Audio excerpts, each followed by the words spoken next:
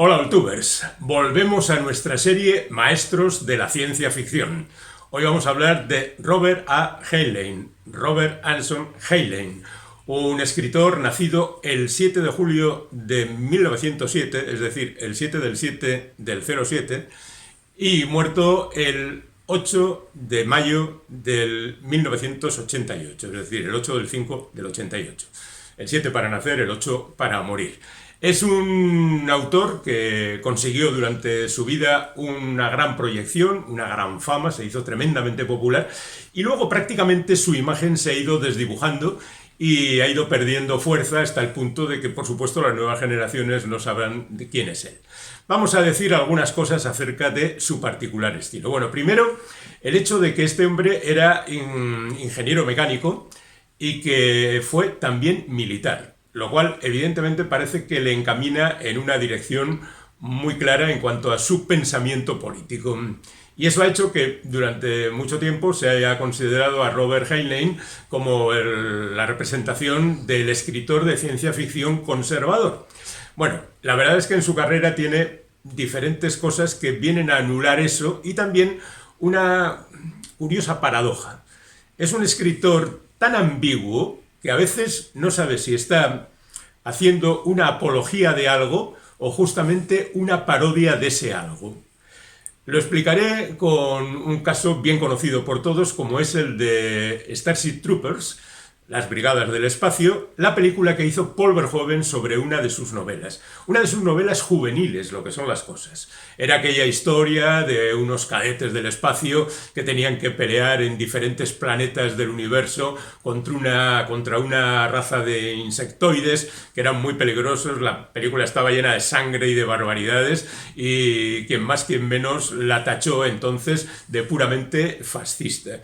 Cuando en realidad, si nos atenemos a la trayectoria de su director Paul Verhoeven, su idea es evidentemente la contraria, es decir, parodiar justamente aquellas historias repletas de sangre y gloria y bueno, pues ponerlas a escuadra. Lo que pasa es que la parodia es un territorio difícil y no siempre se entiende bien. Así que no sabemos exactamente, o sea, intuimos que Verhoeven quiso hacer una parodia, evidentemente, pero en el caso de Heinlein, el autor original, no sabemos exactamente qué es lo que pretendía en algunas ocasiones. Bueno, digamos que este hombre curiosamente no entró en combate en la Segunda Guerra Mundial, a pesar de que tenía por aquel entonces 31 años cuando empezó la Segunda Guerra Mundial, bueno, 33 para los estadounidenses, y sí estuvo trabajando en el servicio de radio durante el tiempo de guerra. Antes de empezar la guerra, en el año 39, ya había publicado su primer cuento. Y la verdad es que luego escribió con regularidad y publicó con regularidad y nunca tuvo ningún problema, más allá de algún desencuentro con algún editor que le decía que hacía novelas extremadamente largas. Bueno, digamos que publica su primera novela en 1948, se titula Más allá del horizonte, quizá no sea su novela más representativa, y justamente por esa etapa también empieza a escribir novelas juveniles. Porque en aquel entonces, en Estados Unidos, había dos mercados diferentes: ciencia ficción juvenil, ciencia ficción, digamos, para adultos. Y entonces este hombre se propuso escribir para jovencitos, empezó con Rocket Ship en Galileo, en el año 55, y después seguirían cosas como Cadete del Espacio, cuyo título lo dice prácticamente todo, La Bestia Estelar, Ciudadano de la Galaxia. Es curioso porque muchos de estos libros entre nosotros se han publicado como ciencia ficción para adultos, y es que se leen igualmente que si fueran justamente novelas escritas para adultos, aventureras y todo lo que queráis, pero ciencia ficción para adultos. Consigue un traje espacial, Viajarás, cuyo título también lo dice absolutamente todo, Hija de Marte y la ya mencionada Las Legiones del Espacio o Tropas del Espacio, Starship Troopers, en definitiva. Ya veis que es territorio de mucha aventura. Ciudadano del Espacio también está considerada como una novela para adultos. Y lo cierto es que muy celebrada en su momento. Bueno, siguiendo con el orden de las novelas anteriores, digamos que después de Más allá del horizonte, publica la que será una de sus novelas más celebradas, que es la titulada Amos de Títeres, de Puppet Masters. Es curioso porque esta novela en castellano ha tenido al menos 3 títulos. Como Titán invade la Tierra, inició la legendaria colección Nebulae hace ya 60 años, por ahí. Después se publicó una nueva edición con el título de La invasión sutil y por fin la definitiva, como el título de Amos de Títeres, se publicó en la colección Superficción hace ya unos cuantos añitos.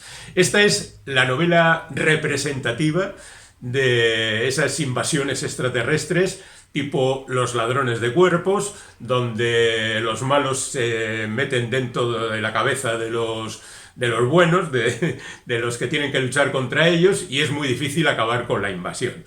Escrita a una velocidad que te vuelve loco de la velocidad que lleva, y lo cierto es que es verdaderamente fabuloso leerla, muy divertida, tremendamente atractiva. Después publicará Estrella Doble. La menciono aquí porque por no sacar todas las novelas de Heinlein, creo que las tengo todas, pero por no sacarlas todas, menciono esta porque es el primer premio Hugo que consigue Robert Heinlein. El premio Hugo, como seguramente sabéis, está instituido en homenaje a Hugo Gernsback, que fue quien inventó el término ciencia ficción y que en los años 20 se convirtió en el más sólido defensor de este género, publicando revistas donde aparecían los nombres más representativos de la época. Bueno, pues el premio Hugo viene a ser el premio más importante dado por los lectores, mientras que el premio Nebula vendría a ser el premio más importante otorgado por los profesionales.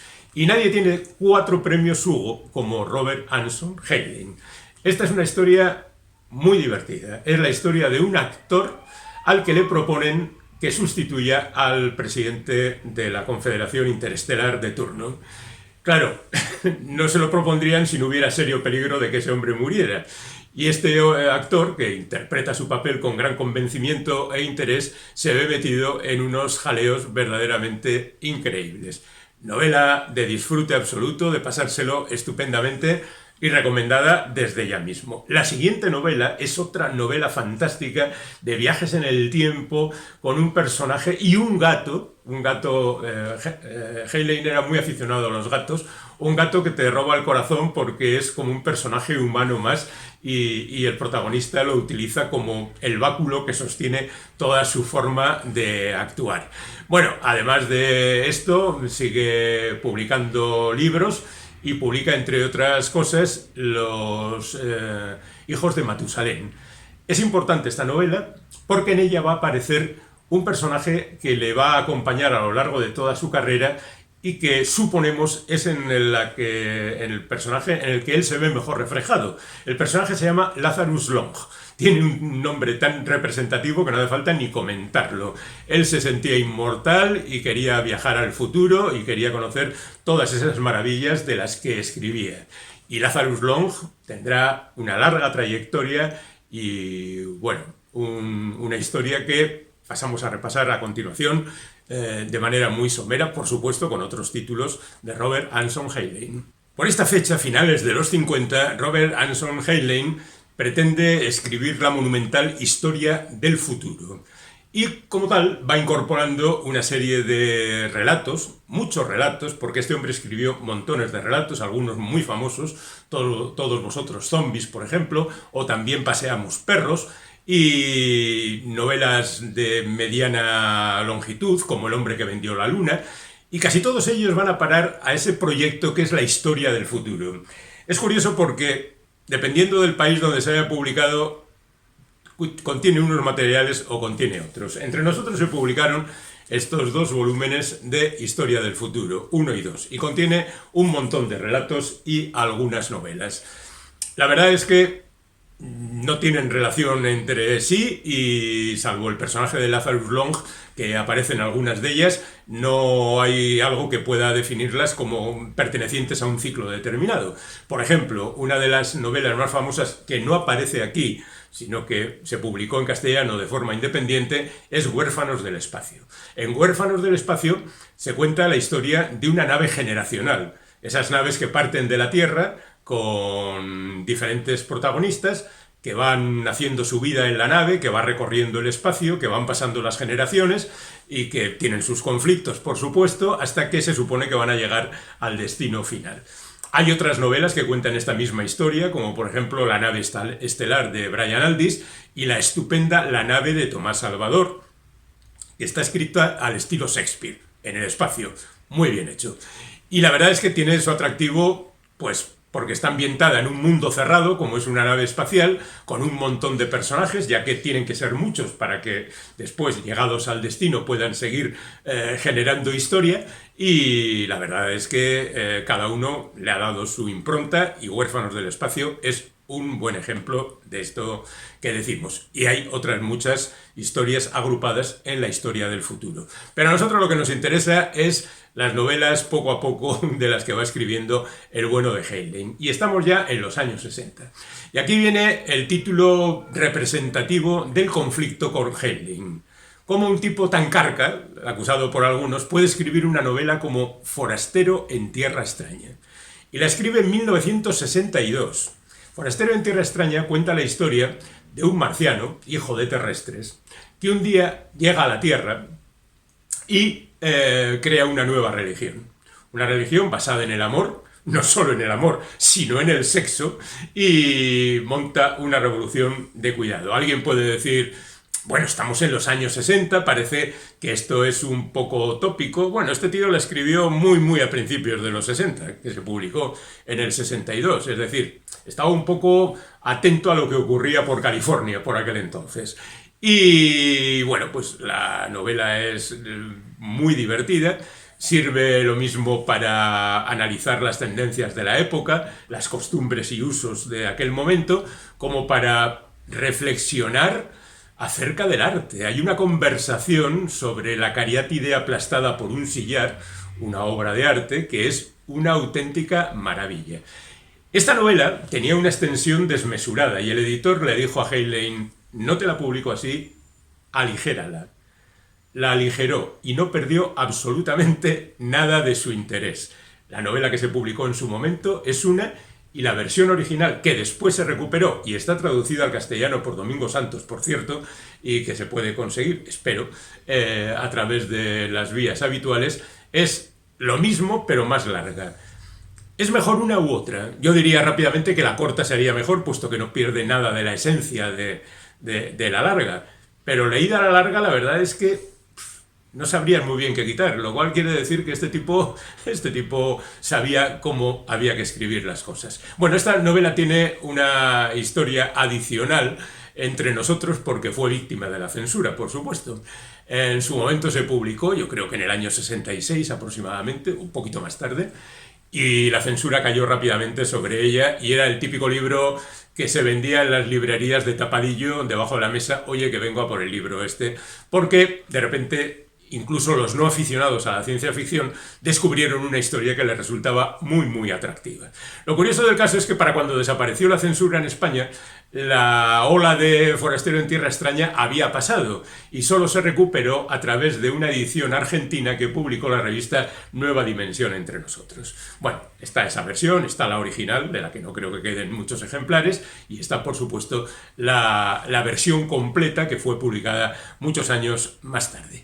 Y ahí sigue nuestro hombre, pues escribiendo historias, por ejemplo, Ruta de Gloria, que es otra de esas novelas en las que no sabes si está cargándose la space opera o está haciendo una vanagloria de la space opera, porque es justamente una novela en la que el protagonista es el superhéroe tipo Flash Gordon, que se enfrenta a todas las dificultades y es capaz de pelear con todo el mundo, pero que a su vez también pone pingando a estas novelas. Bueno, para divertirse y decidir cada lector lo que le interesa. Luego está La luna es una cruel amante, donde además de conseguir su último y cuarto premio Hugo, el bueno de Heinlein consigue recrear en la luna un sistema político muy cercano al comunismo soviético. Y la verdad es que alguien podría decir, ¿pero este tipo no era un peligroso conservador? Bueno, pues como siempre se maneja con la ambigüedad, no se sabe muy bien si está poniendo a parir a los personajes o los está alabando. Y la verdad es que una vez más se demuestra que el tipo sabía cómo escribir las cosas. Bueno, a partir de ahí ya entra en una cierta decadencia, tiene una monumental novela titulada Tiempo de amar, donde Lazarus Long hace de las suyas. Es casi una recopilación de cuentos, de narraciones varias, va mezclando historias. A veces la tensión baja mucho en esta novela. Al ser tan larga es difícil mantenerla durante mucho tiempo. Es una novela muy irregular, pero que una vez que has cogido carrería con Heinlein, pues tienes que leer porque, bueno, ahí está un poco la esencia de un autor que poco a poco va abandonando la aventura y va centrándose en historias que a él le gusta contar, donde es más personal, donde asoma la orejilla un poquito más en cuanto a su ideología. Novelas como El número de la bestia, como Viernes, como El gato que atravesaba las paredes. Lo cierto es que ahí encontramos un territorio un poco más flojo en la narrativa de este hombre, pero bueno, ¿qué le vamos a hacer? No todo el mundo está escribiendo obras maestras continuamente. Otra cosa que debemos decir es que el bueno de Heinlein no ha sido muy bien tratado por el cine, porque al margen de Starship Troopers, lo cierto es que algunas de sus novelas han sido llevadas al cine. Comenzó en el año 53 con la película Con destino a la luna, y después ha tenido adaptaciones hasta Puerta al verano, por ejemplo, que es la última hecha en 2021. Pero digamos que en líneas generales no ha sido un creador para la pantalla, ni la grande ni la pequeña. Entonces, bueno, pues corramos un tupido velo sobre esta historia audiovisual y digamos que el factor fundamental de las novelas de Heinlein, al margen de la imaginación, al margen de la construcción de universos, al margen de la construcción de personajes, está en su tremenda amenidad narrativa. Sinceramente, es una narrativa bastante convencional, pero en ese sentido la verdad es que funciona muy, muy bien. Y luego hay incluso quien considera que es el creador de la idea que hay que cambiar el science fiction, la SF de science fiction, por speculative fiction, o sea, no ciencia ficción, sino ficción especulativa. Y otro detalle muy significativo es que es un tipo muy contrario a soltar largas parrafadas explicando cómo es el universo donde se desarrollan los hechos. No, él decía que había que incluir esos detalles dentro de la narración. Por ejemplo, pues decía, en lugar de escribir "la puerta se abrió", hay que escribir "la puerta se expandió". Y el lector ya sabe que está en un territorio desconocido donde todo puede pasar. Robert Anson Heinlein, uno de los maestros de la ciencia ficción.